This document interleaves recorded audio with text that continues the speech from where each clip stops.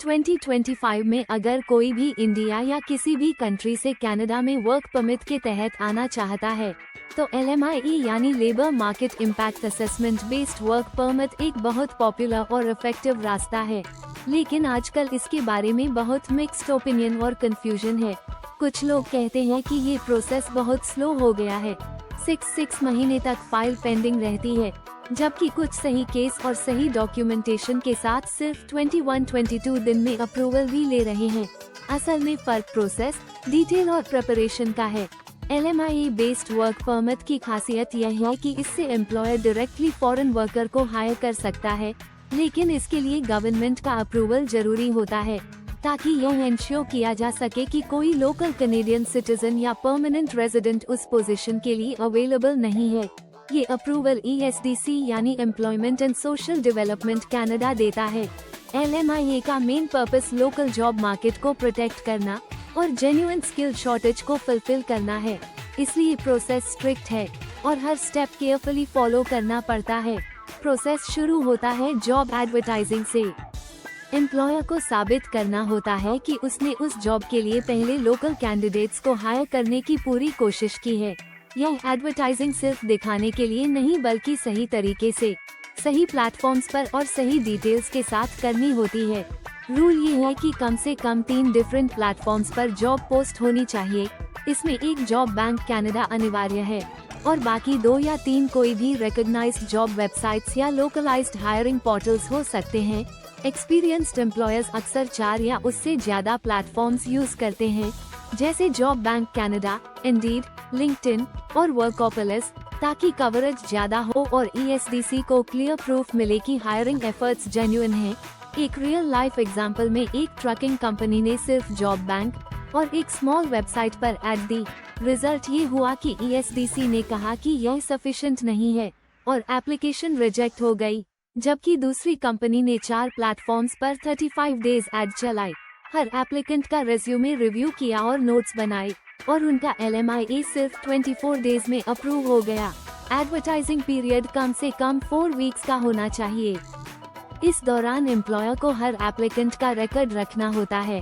कितने एप्लीकेंट्स आए, उनके रिज्यूम्स ओपन किए गए या नहीं, किसको इंटरव्यू कॉल किया गया, किसका रिजेक्ट किया गया और क्यों रिजेक्ट किया गया। ESDC इस डिटेल को बहुत क्लोजली देखता है।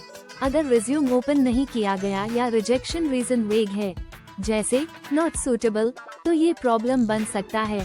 प्रॉपर रीजन लिखना जरूरी है, जैसे lack of required license, insufficient years of experience या no language proficiency proof। जब ये साबित हो जाता है कि लोकल कैंडिडेट्स में कोई सुटेबल नहीं मिला, तब एम्प्लॉयर फॉरेन वर्कर को जॉब ऑफर कर सकता है। लेकिन यहाँ पर 2 बातें क्रिटिकल हैं। पहला, फॉरेन वर्कर का प्रोफाइल उस जॉब के लिए रिक्वायर्ड स्किल और लैंग्वेज लेवल मैच करता हो। अगर जॉब ट्रक ड्राइवर की है तो वर्कर के पास valid heavy vehicle driving licence और वेरीफाइड एक्सपीरियंस होना चाहिए। अगर जॉब हॉस्पिटैलिटी सेक्टर की है तो रिक्वायर्ड सर्टिफिकेशंस और इंग्लिश, फ्रेंच प्रोफिशिएंसी होना जरूरी है। दूसरा, फॉरेन वर्कर का पास्ट एक्सपीरियंस जेन्युइन होना चाहिए।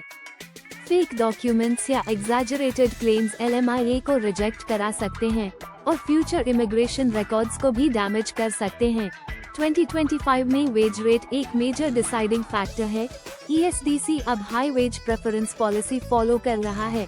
इसका मतलब है कि जिन जॉब्स का offered wage 35 Canadian dollars per hour या उससे ज्यादा है, उनका अप्रूवल रेट बहुत हाई है, जबकि लो वेज जॉब्स में स्क्रूटनी ज्यादा है और रिजेक्शन का रिस्क भी ज्यादा। रीजन सिंपल है, गवर्नमेंट हाई वेज जॉब्स को स्किल शॉर्टेज फुलफिल करने का प्राइमरी तरीका मानती है, जबकि लो वेज जॉब्स के लिए लोकल हायरिंग को ज्यादा पुश करती है। कॉमन मिस्टेक्स में कई बार एम्प्लॉयर्स प्रॉपर जॉब डिस्क्रिप्शन नहीं देते, सिर्फ वेग टाइटल्स लिख देते हैं, जैसे जनरल वर्कर या हेल्पर, जो ESDC को कन्विंस नहीं करता कि यह स्पेशलाइज्ड रोल है। दूसरा, कई बार एम्प्लॉयर्स ESDC कॉल या इंटरव्यू के लिए प्रिपेयर्ड नहीं रहते और इनकम्प्लीट या कॉन्ट्रडिक्टरी आंसर्स देते हैं। एक केस में एम्प्लॉयर ने ऐड में एक्सपीरियंस रिक्वायर्ड लिखा, लेकिन ESDC इंटरव्यू में कहा कि फ्रेशर्स भी एक्सेप्टेबल हैं। इस कॉन्ट्रडिक्शन से पूरा LMIE रिजेक्ट हो गया। अप्रूवल जल्दी पाने के लिए कुछ स्ट्रैटेजीज बहुत काम आती हैं। जॉब पोस्टिंग में मैक्सिमम क्लैरिटी रखें। Role, duties, wage, working hours, benefits सब क्लियर मेंशन करें। एडवर्टाइजिंग पीरियड में एक्टिवली एप्लीकेंट्स को रिव्यू करें और उनके साथ इंटरैक्शन का प्रूफ रखें। एप्लीकेशन सबमिट करते समय सभी डॉक्यूमेंट्स ऑर्गेनाइज्ड और प्रॉपर्ली लेबल्ड हो। वेज हमेशा करंट मीडियन वेज से इक्वल या ज्यादा हो। एम्प्लॉयर और वर्कर दोनों का डॉक्यूमेंटेशन क्लीन और वेरीफाएबल होना चाहिए। ESDC इंटरव्यू एक क्रिटिकल स्टेज है। ये फोन कॉल या वीडियो कॉल हो सकती है और इसमें ऑफिसर डिटेल्ड क्वेश्चंस पूछ सकता है, जैसे आपने लोकल हायरिंग क्यों नहीं कर पाए, कितने एप्लीकेंट्स आए, उनका क्वालिफिकेशन क्या था, आपने उन्हें क्यों रिजेक्ट किया, फॉरेन वर्कर का सिलेक्शन क्यों किया, ऑफर्ड वेज कैसे डिसाइड किया और जॉब ड्यूटीज क्या होंगी। ऑनेस्ट, कंसिस्टेंट और डॉक्यूमेंटेड आंसर्स देना जरूरी है। LMIE अप्रूवल के बाद next step work permit application है। अगर फॉरेन वर्कर कनाडा के बाहर है तो प्रोसेस IRCC के जरिए होती है, जिसमें LMIE approval letter, job offer, passport, police clearance, medical exam proof और फाइनेंशियल प्रूफ सबमिट करना होता है। अगर वर्कर पहले से कनाडा में है तो इनलैंड एप्लीकेशन पॉसिबल है। 2025 में LMIE ट्रेंड्स काफी क्लियर है। Genuine high wage skilled jobs में अप्रूवल तेजी से हो रहा है। कई केसेस में 21-30 डेज में, लो वेज जॉब्स में प्रोसेसिंग टाइम लंबा है और रिजेक्शन रेट भी हाई है। फेक एडवर्टाइजिंग, इनकम्प्लीट डॉक्यूमेंट्स या मिसमैच्ड जॉब डिस्क्रिप्शंस वाले केसेस लगभग तुरंत रिजेक्ट हो रहे हैं। स्किल्ड ट्रेड्स, ट्रकिंग, एग्रीकल्चर और हेल्थ केयर में डिमांड सबसे ज्यादा है। इमोशनल रियलिटी यह है कि बहुत से वर्कर्स और एम्प्लॉयर्स LMIE प्रोसेस को अंडर एस्टिमेट करते हैं। वर्कर्स सोचते हैं कि सिर्फ पैसे देकर LMIE मिल सकता है, जबकि एम्प्लॉयर्स सोचते हैं कि बस ऐड डालना काफी है। दोनों सोच गलत है। प्रोसेस डिटेल्ड और ट्रांसपेरेंट होना चाहिए। एम्प्लॉयर्स को ये भी याद रखना चाहिए कि ESDC के पास हर एप्लीकेंट का क्रॉस चेक करने का पावर है और अगर कोई भी फ्रॉड मिला तो बैन लग सकता है। वर्कर्स को भी अपने एक्सपीरियंस और क्वालिफिकेशंस के बारे में 100% ऑनेस्ट होना चाहिए। केस स्टडी 1, एक इंडियन IT प्रोफेशनल के पास 5 इयर्स का जेन्युइन सॉफ्टवेयर डेवलपमेंट एक्सपीरियंस था।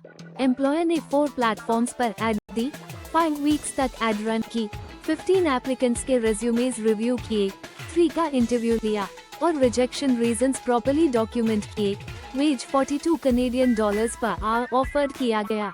रिजल्ट, LMIE 23 डेज में अप्रूव हो गया और वर्कर को वर्क परमिट 32 डेज में मिल गया। केस स्टडी 2, एक हॉस्पिटैलिटी वर्कर के लिए एम्प्लॉयर ने सिर्फ जॉब बैंक पर एड डाली और वेज $17 पर आवर रखा। ESDC ने कहा कि यह लो वेज है और लोकल कैंडिडेट्स अवेलेबल थे।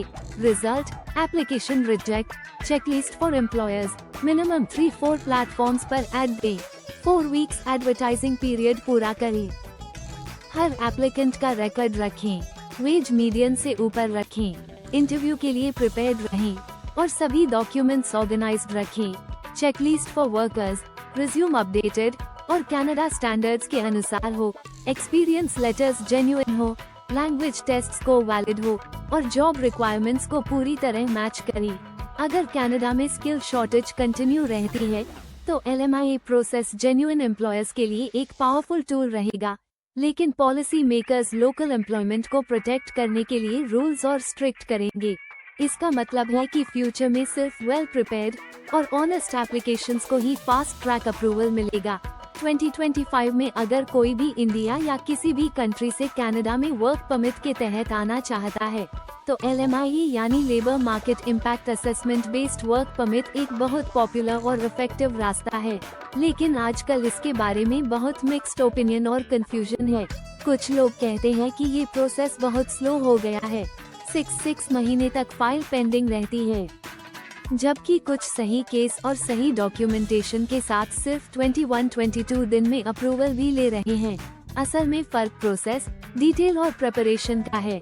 LMIE बेस्ड वर्क परमिट की खासियत यह है कि इससे एम्प्लॉयर डायरेक्टली फॉरेन वर्कर को हायर कर सकता है लेकिन इसके लिए गवर्नमेंट का अप्रूवल जरूरी होता है, ताकि यह इंश्योर किया जा सके कि कोई लोकल कनेडियन सिटीजन या परमानेंट रेजिडेंट उस पोजीशन के लिए अवेलेबल नहीं है। ये अप्रूवल ESDC यानी employment and social development Canada देता है। LMIA का main purpose local job market को प्रोटेक्ट करना और जेन्युइन स्किल शॉर्टेज को फुलफिल करना है, इसलिए प्रोसेस स्ट्रिक्ट है और हर स्टेप केयरफुली फॉलो करना पड़ता है। प्रोसेस शुरू होता है जॉब एडवर्टाइजिंग से। एम्प्लॉयर को साबित करना होता है कि उसने उस जॉब के लिए पहले लोकल कैंडिडेट्स को हायर करने की पूरी कोशिश की है। यह एडवर्टाइजिंग सिर्फ दिखाने के लिए नहीं, बल्कि सही तरीके से, सही प्लेटफॉर्म्स पर और सही डिटेल्स के साथ करनी होती है। रूल ये है कि कम से कम 3 डिफरेंट प्लेटफॉर्म्स पर जॉब पोस्ट होनी चाहिए। इसमें एक जॉब बैंक कनाडा अनिवार्य है और बाकी 2 या 3 कोई भी रिकॉग्नाइज्ड जॉब वेबसाइट्स या लोकलाइज्ड हायरिंग पोर्टल्स हो सकते हैं। एक्सपीरियंस्ड एम्प्लॉयर्स अक्सर 4 या उससे ज्यादा प्लेटफॉर्म्स यूज करते हैं, जैसे job bank Canada, Indeed, LinkedIn और वर्कोपोलिस, ताकि कवरेज ज्यादा हो और ESDC को क्लियर प्रूफ मिले कि हायरिंग एफर्ट्स जेन्युइन हैं। एक रियल लाइफ एग्जांपल में एक ट्रकिंग कंपनी ने सिर्फ जॉब बैंक और एक स्मॉल वेबसाइट पर ऐड दी। रिजल्ट ये हुआ कि ESDC ने कहा कि यह सफिशिएंट नहीं है और एप्लीकेशन रिजेक्ट हो गई, जबकि दूसरी कंपनी ने 4 प्लेटफॉर्म्स पर 35 डेज ऐड चलाई। हर एप्लीकेंट का रेज्यूमे रिव्यू किया और नोट्स बनाए और उनका LMIA सिर्फ 24 डेज में अप्रूव हो गया। एडवर्टाइजिंग पीरियड कम से कम 4 वीक्स का होना चाहिए। इस दौरान एम्प्लॉयर को हर एप्लीकेंट का रिकॉर्ड रखना होता है। कितने एप्लीकेंट्स आए, उनके रिज्यूम्स ओपन किए गए या नहीं, किसको इंटरव्यू कॉल किया गया, किसका रिजेक्ट किया गया और क्यों रिजेक्ट किया गया। ESDC इस डिटेल को बहुत क्लोजली देखता है। अगर रिज्यूम ओपन नहीं किया गया या रिजेक्शन रीजन वेग है, जैसे नॉट सूटेबल, तो ये प्रॉब्लम बन सकता है। प्रॉपर रीजन लिखना जरूरी है, जैसे lack of required license, insufficient years of experience या no language proficiency proof। जब ये साबित हो जाता है कि लोकल कैंडिडेट्स में कोई सूटेबल नहीं मिला, तब एम्प्लॉयर फॉरेन वर्कर को जॉब ऑफर कर सकता है। लेकिन यहाँ पर 2 बातें क्रिटिकल हैं। पहला, फॉरेन वर्कर का प्रोफाइल उस जॉब के लिए रिक्वायर्ड स्किल और लैंग्वेज लेवल मैच करता हो। अगर जॉब ट्रक ड्राइवर की है तो वर्कर के पास valid heavy vehicle driving licence और वेरीफाइड एक्सपीरियंस होना चाहिए। अगर जॉब हॉस्पिटैलिटी सेक्टर की है तो रिक्वायर्ड सर्टिफिकेशंस और इंग्लिश, फ्रेंच प्रोफिशिएंसी होना जरूरी है। दूसरा, फॉरेन वर्कर का पास्ट एक्सपीरियंस जेन्युइन होना चाहिए। फेक डॉक्यूमेंट्स या एग्जैजरेटेड क्लेम्स LMIA को रिजेक्ट करा सकते हैं और फ्यूचर इमिग्रेशन रिकॉर्ड्स को भी डैमेज कर सकते हैं। 2025 में वेज रेट एक मेजर डिसाइडिंग फैक्टर है। ESDC अब high wage preference policy follow कर रहा है। इसका मतलब है कि जिन जॉब्स का offered wage 35 Canadian dollars per hour या उससे ज्यादा है, उनका अप्रूवल रेट बहुत हाई है, जबकि लो वेज जॉब्स में स्क्रूटनी ज्यादा है और रिजेक्शन का रिस्क भी ज्यादा। रीजन सिंपल है, गवर्नमेंट हाई वेज जॉब्स को स्किल शॉर्टेज फुलफिल करने का प्राइमरी तरीका मानती है, जबकि लो वेज जॉब्स के लिए लोकल हायरिंग को ज्यादा पुश करती है। कॉमन मिस्टेक्स में कई बार एम्प्लॉयर्स प्रॉपर जॉब डिस्क्रिप्शन नहीं देते, सिर्फ वेग टाइटल्स लिख देते हैं, जैसे जनरल वर्कर या हेल्पर, जो ESDC को कन्विंस नहीं करता कि यह स्पेशलाइज्ड रोल है। दूसरा, कई बार एम्प्लॉयर्स ESDC कॉल या इंटरव्यू के लिए प्रिपेयर्ड नहीं रहते और इनकम्प्लीट या कॉन्ट्रडिक्टरी आंसर्स देते हैं। एक केस में एम्प्लॉयर ने ऐड में एक्सपीरियंस रिक्वायर्ड लिखा, लेकिन ESDC इंटरव्यू में कहा कि फ्रेशर्स भी एक्सेप्टेबल हैं। इस कॉन्ट्रडिक्शन से पूरा LMIA रिजेक्ट हो गया। अप्रूवल जल्दी पाने के लिए कुछ स्ट्रैटेजीज बहुत काम आती हैं। जॉब पोस्टिंग में मैक्सिमम क्लैरिटी रखें, role, duties, wage, working hours, benefits सब क्लियर मेंशन करें। एडवर्टाइजिंग पीरियड में एक्टिवली एप्लीकेंट्स को रिव्यू करें और उनके साथ इंटरैक्शन का प्रूफ रखें। एप्लीकेशन सबमिट करते समय सभी डॉक्यूमेंट्स ऑर्गेनाइज्ड और प्रॉपर्ली लेबल्ड हो। वेज हमेशा करंट मीडियन वेज से इक्वल या ज्यादा हो। एम्प्लॉयर और वर्कर दोनों का डॉक्यूमेंटेशन क्लीन और वेरीफाएबल होना चाहिए। ESDC इंटरव्यू एक क्रिटिकल स्टेज है। ये फोन कॉल या वीडियो कॉल हो सकती है और इसमें ऑफिसर डिटेल्ड क्वेश्चंस पूछ सकता है। जैसे आपने लोकल हायरिंग क्यों नहीं कर पाए, कितने एप्लीकेंट्स आए, उनका क्वालिफिकेशन क्या था, आपने उन्हें क्यों रिजेक्ट किया, फॉरेन वर्कर का सिलेक्शन क्यों किया, ऑफर्ड वेज कैसे डिसाइड किया और जॉब ड्यूटीज क्या होंगी। ऑनेस्ट, कंसिस्टेंट और डॉक्यूमेंटेड आंसर्स देना जरूरी है। LMI अप्रूवल के बाद next step work permit application है। अगर फॉरेन वर्कर कनाडा के बाहर है तो प्रोसेस IRCC के जरिए होती है, जिसमें LMI approval letter, job offer, passport, police clearance, medical exam proof और फाइनेंशियल प्रूफ सबमिट करना होता है। अगर वर्कर पहले से कनाडा में है तो इनलैंड एप्लीकेशन पॉसिबल है। 2025 में LMI ट्रेंड्स काफी क्लियर हैं। Genuine high wage skilled jobs में अप्रूवल तेजी से हो रहा है। कई केसेस में 21-30 डेज में, लो वेज जॉब्स में प्रोसेसिंग टाइम लंबा है और रिजेक्शन रेट भी हाई है। फेक एडवर्टाइजिंग, इनकम्प्लीट डॉक्यूमेंट्स या मिसमैच्ड जॉब डिस्क्रिप्शंस वाले केसेस लगभग तुरंत रिजेक्ट हो रहे हैं। स्किल्ड ट्रेड्स, ट्रकिंग, एग्रीकल्चर और हेल्थ केयर में डिमांड सबसे ज्यादा है। इमोशनल रियलिटी यह है कि बहुत से वर्कर्स और एम्प्लॉयर्स LMI प्रोसेस को अंडर एस्टिमेट करते हैं। वर्कर्स सोचते हैं कि सिर्फ पैसे देकर LMI मिल सकता है, जबकि एम्प्लॉयर्स सोचते हैं कि बस ऐड डालना काफी है। दोनों सोच गलत है। प्रोसेस डिटेल्ड और ट्रांसपेरेंट होना चाहिए। एम्प्लॉयर्स को ये भी याद रखना चाहिए कि ESDC के पास हर एप्लीकेंट का क्रॉस चेक करने का पावर है और अगर कोई भी फ्रॉड मिला तो बैन लग सकता है। वर्कर्स को भी अपने एक्सपीरियंस और क्वालिफिकेशंस के बारे में 100% ऑनेस्ट होना चाहिए। केस स्टडी 1, एक इंडियन IT प्रोफेशनल के पास 5 इयर्स का जेन्युइन सॉफ्टवेयर डेवलपमेंट एक्सपीरियंस था। एम्प्लॉयर ने 4 प्लेटफॉर्म्स पर एड दी, 5 वीक्स तक एड रन की, 15 एप्लीकेंट्स के रेज्यूमेज रिव्यू किए, 3 का इंटरव्यू लिया और रिजेक्शन रीजंस प्रॉपर्ली डॉक्यूमेंट किए। वेज $42 पर आवर ऑफर्ड किया गया।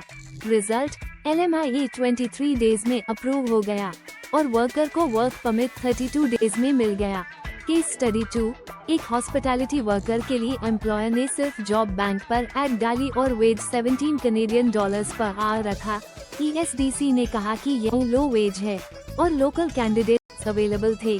Result, application reject. Checklist for employers, minimum 3-4 platforms पर एड दें, 4 वीक्स एडवर्टाइजिंग पीरियड पूरा करें, हर एप्लीकेंट का रिकॉर्ड रखें, वेज मीडियन से ऊपर रखें, इंटरव्यू के लिए प्रिपेयर्ड रहें और सभी डॉक्यूमेंट्स ऑर्गेनाइज्ड रखें। Checklist for workers, resume updated और कनाडा स्टैंडर्ड्स के अनुसार हो, एक्सपीरियंस लेटर्स जेन्युइन हो, लैंग्वेज टेस्ट्स को वैलिड हो और जॉब रिक्वायरमेंट्स को पूरी तरह मैच करें।